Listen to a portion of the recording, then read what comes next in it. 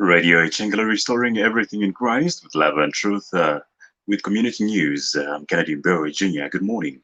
Kindly be informed that we are also streaming live on the Radio Changala Facebook page to you following us on social media. Here are the headlines. Thieves are still Holy Eucharist. Expectations high following the taking over of Mopani by government. FAS disburse the second batch over COVID-19 funds. The details. Unknown thieves have stolen Holy Eucharist at Kitwe's St. John Catholic Church in Kanfinsa. The incident occurred in the early hours of Monday when the thieves broke into the church building and stole a tabernacle containing the Holy Eucharist. Kanfinsa Dinari Dean, Father Ferdinand Banda, has told Reddit the news that the thieves also walked away with the two speakers and later abandoned the genset they had stolen in a nearby maize field. Back to the church at St. John Baptist when they opened the window to the sacred closet and that we had opened the church doors that were being opened from the inside. So we reported everything to the service. Parents are happy with the refurbishing of the 1x2 classroom block at Kansenshi Combined School in Ndola. The parents said that their children were now going to be learning in a better environment. They further expressed gratitude to Kansenshi Ward Councillor Brenda Chalofia for refurbishing the classroom block.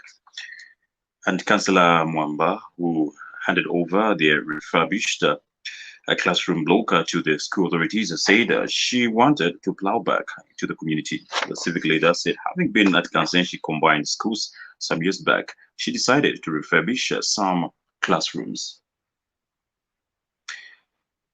Meanwhile, the Zambia National Union of Teachers on the Copper Belt is demanding for more incentives from stakeholders to enable teachers to get motivated and deliver to people's expectations. Zanut Copperbelt Provincial Chairperson David Siamutua says the province performed well at both grade 7 and 9. The recently released results hence need to motivate teachers who taught despite the threats of COVID-19. Mr. Siamutua said stakeholders such as parents, district education board secretaries, and provincial education standards officer PESO need to recognize their efforts. And grade 9. The performance for the Copperbelt province was good. I think all of us have seen that Copperbelt is really doing commendably, and our teachers have to be appreciated. Our teachers should be appreciated by both the parents, the teachers, and also our managers in the schools, at EBS, and also at provincial level. They should be congratulated by way of giving them incentives that will make them do more. We'll now get back to our story from Ndola, where parents are happy with the refurbishing of the 1x2 classroom block at Kansenshi Combined School in Ndola. The parents said their children were now going to be learning in a better environment. They further expressed gratitude to Kansenshi Ward Councillor Brenda Chalofia for refurbishing the classroom block. Because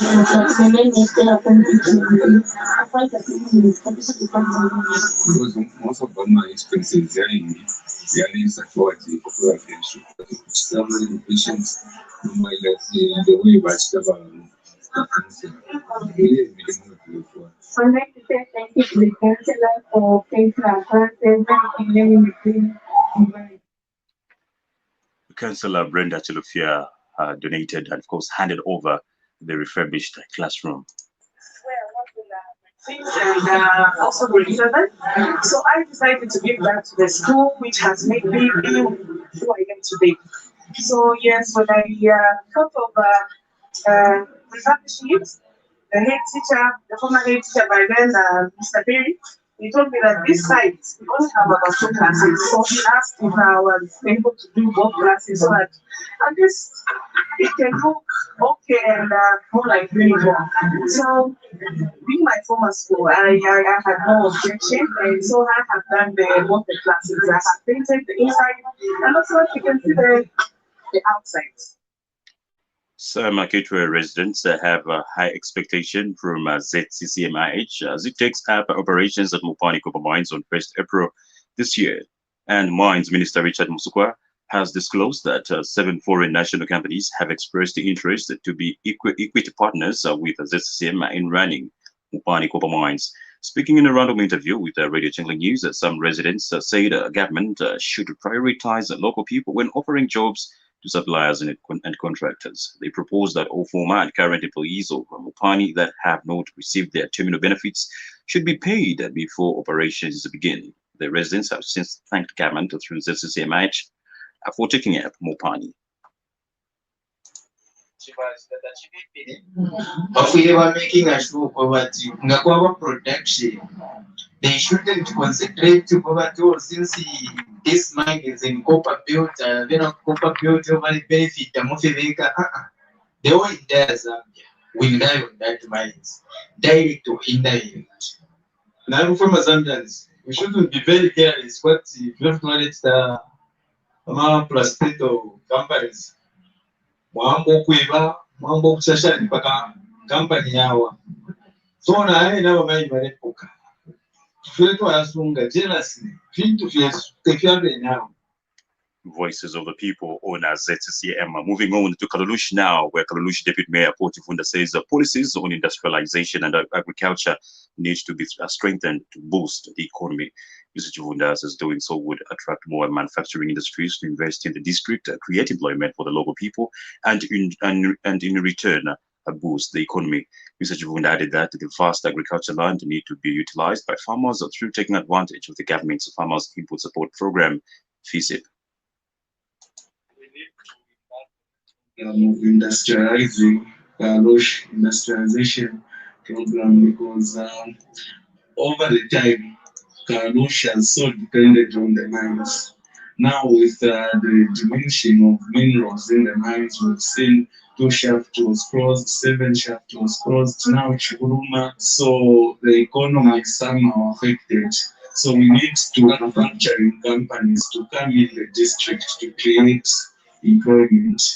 So we ought to do to boost our economy. We need to take advantage of the available land in Kalushi, looking at the farmland that we have in Kalushi. We need to support taking advantage of the PF programs of the FISIP program, just to support more farmers. The Anti-Corruption Commission yesterday summoned the former Ministry of Health Permanent Secretary for Administration Akakulubelwa Mulalelo to appear for questioning following irregularities in the awarding of a tender to Han-B Pharmaceuticals by the ministry. The commission recorded a warn and caution statement from Mr. Mulalelo, and the commission says it would in due course transmit the case file to the National Prosecutions Authority for further action. Meanwhile, a joint team comprising officers from the Anti-Corruption Commission, Drug Enforcement Commission, and the Auditor's General Office has been constituted to look into the matter involving the accumulation of 2.4 billion kwacha data by the Ministry of Health for COVID-19 supplies.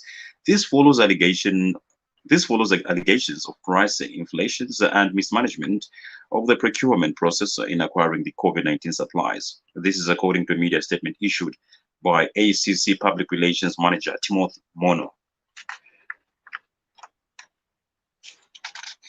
Community news comes to you in the community service of Radio Chingala with compliments over Indo-Zambia Bank and the National Institute of Public Administration, NIPA. The Football Association of Zambia FAZA General Secretary Adrian Kashala says the association has disbursed the second batch of COVID-19 funds received from FIFA to the Super League and National Division 1 clubs. The first batch of the 1 million United States dollars FIFA COVID-19 relief funds were disbursed in August 2019, with the second batch lined up for January 2021. In disbursing the first batch in August 2020, FAZ announced that it would give Super League teams $15,000 with $10,000 released then, while National Division 1 clubs were allocated $7,500 and received $5,000. Kashala says clubs should be wary of the manner they used COVID-19 funds, as FIFA expected the resources to be used for relief. This is according to the statement issued by Football Association of Zambia, FAZA Communications Manager Sydney Mungala. On that note, we end this morning's community news on Radio Chingala. For these and more stories, feel free to visit our Facebook page, especially on or the leading story we have today, where some thieves have stolen the Holy Eucharist in Camfin's Deanery. Of course, you can visit our Facebook page and make your comment there. Of course, remember COVID-19 is still real, therefore, wear a mask when in public, avoid large groups and maintain social distance, and of course, avoid unnecessary movements. On behalf of the entire news team, my name is Kennedy Mbewe Jr. Remember, we have the Achievement Remember coming your way at 10 hours. Thank you so very much for listening. Continue listening to the Station of Light on the Breakfast with the Lord show with Kangwa Chilishe.